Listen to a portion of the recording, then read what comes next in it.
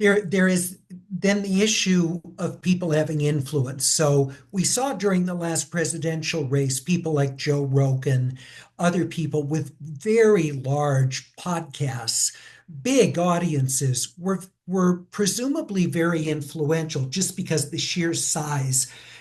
Newspapers can't compete with that anymore. Broadcasters can't compete with that anymore. The size of our audience in radio, even nationally, pales. So um, it means that those doing traditional heritage style journalism are not going to be as influential. It's going to be the podcast host.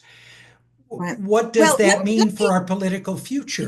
let me take issue with that just a little bit. And that is, I think you can, Joe Rogan, very successful. We're not going to compete with Joe Rogan on substance, but the model of having a Substack and then having YouTube and then having TikTok and then having Instagram.